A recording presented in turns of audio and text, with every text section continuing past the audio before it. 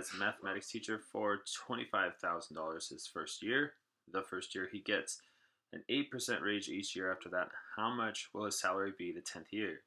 So the idea here is to create some kind of a rule. But let's just write out some things that kind of help us think about this. So the first year he's making 25,000.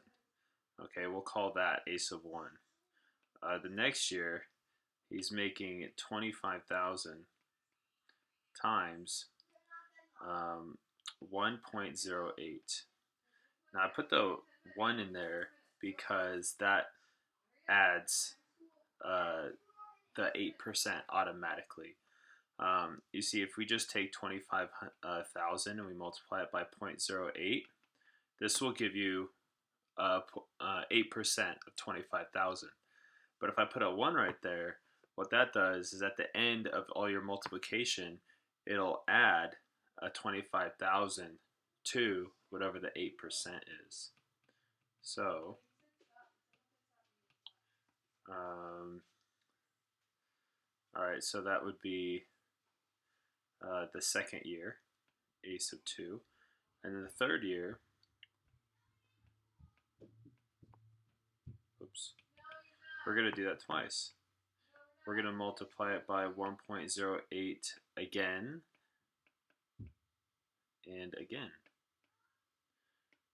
So whatever we get for this, we're going to then multiply it by 1.08 again. Now instead of writing it like that, I could write it like this.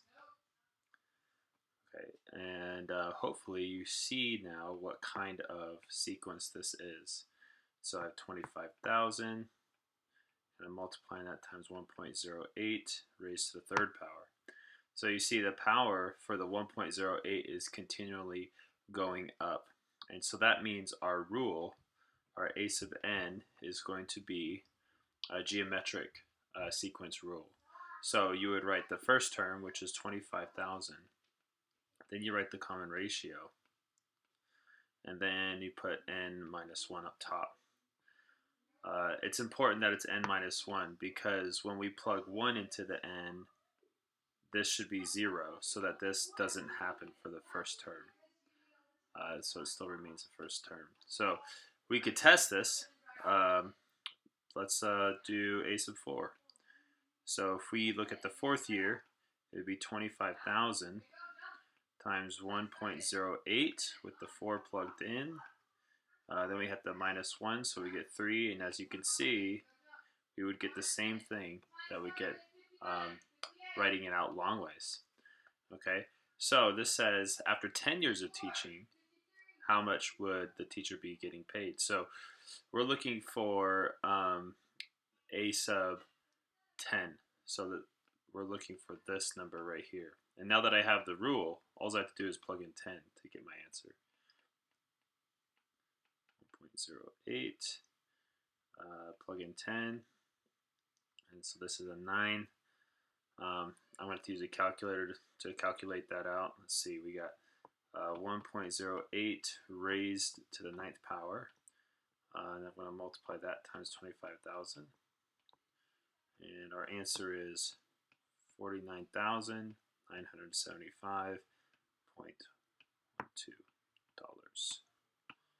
So that's how much the teacher would be paid after year 10, using a geometric. And the second part of the question that says, how much will his total earnings be? So that means you're going to take all of these,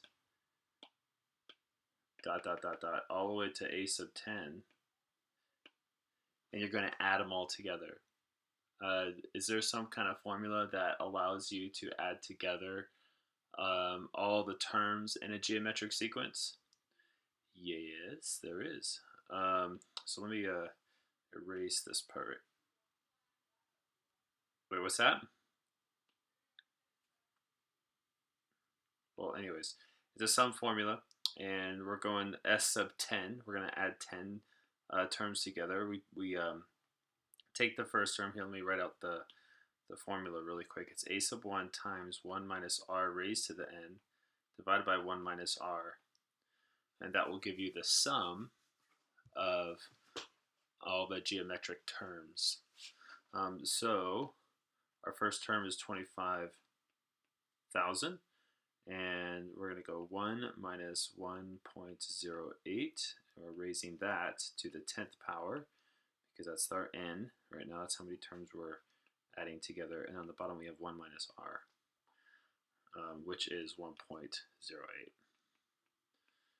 Okay, so let's use our handy dandy calculator again.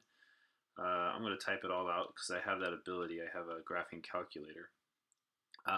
But actually, this is important to note. Whenever you guys have addition or subtraction in the numerator of a fraction, you need to use parentheses for the numerator and parentheses for the denominator. So there's my numerator. He's done. And I got to put my denominator in there. So parenthesis 1 minus 1.08, close parenthesis, and boom, we hit enter. We get 362,164 and 6 cents. Oh, that fork kind of looks like a 9. Fix that. Boom! So there's your sum, your geometric sum, and that's your geometric, well, it's a term in the geometric sequence.